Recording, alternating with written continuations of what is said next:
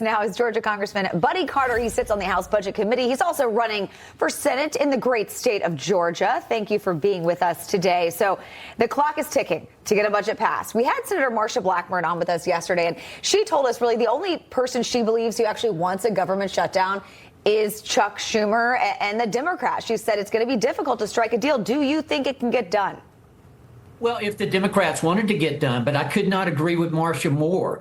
Chuck Schumer wants a shutdown. The Democrats want a shutdown. And if we do shut down, let's make it clear, it will be the Schumer shutdown. We passed an appropriations bill yesterday in the House of Representatives. We're doing our work. We're doing our job. And we will continue to do it. But it's the Democrats, particularly in the Senate, that are holding things up. And if you'll notice, the bill that we passed yesterday, none of the Democrats were in favor of that.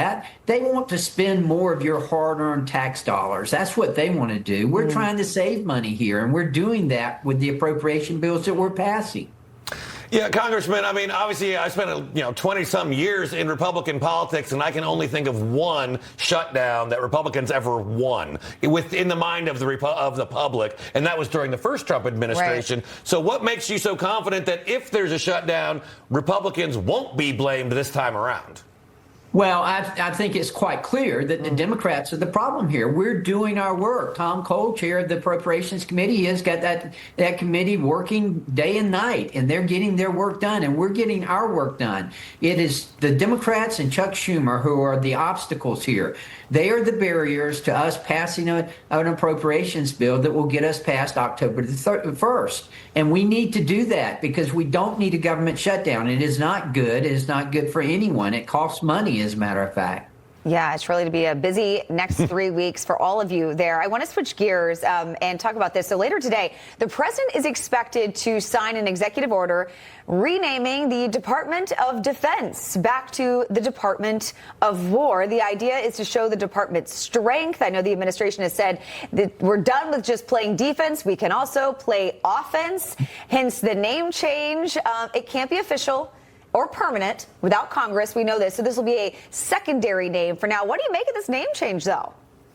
Well, the president's talked about this for quite a while. This is not really a new idea. He's mentioned this before. And I think, Congress will go along with it. I mean, this is another example of peace through strength. And you're right. You have to be offensive as well as defensive. And it does sound as if we are only being defensive when we call it the Department of Defense. And we certainly are. And the president has proved through his actions, particularly in trying to negotiate peace deals, that he is in favor of strength through peace through strength, and that is what he is doing here.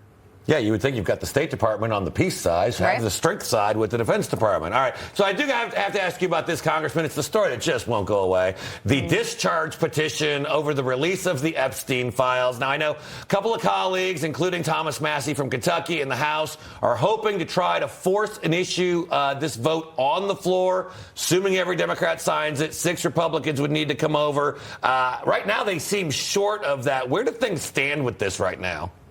Well, I think that the Oversight Committee has done a good job, and the speaker in our conference this week explained to everyone in the conference that the best route for us to go is to let the Oversight Committee do this. After all, they've got subpoena authority. They've got the authority that they need to get to the bottom of this. And, look, you're right when you say this is just something that won't go away. And, I trust the president on this, and I trust his judgment on this. I don't think it's something we need to be concentrating on other things right now, on making sure that we're getting this budget done, making sure we don't have a government shutdown. We got a lot of programs, particularly in the healthcare arena, that are about to expire at the end of this month that we need to get extended. Otherwise, the healthcare of Americans are going to be impacted.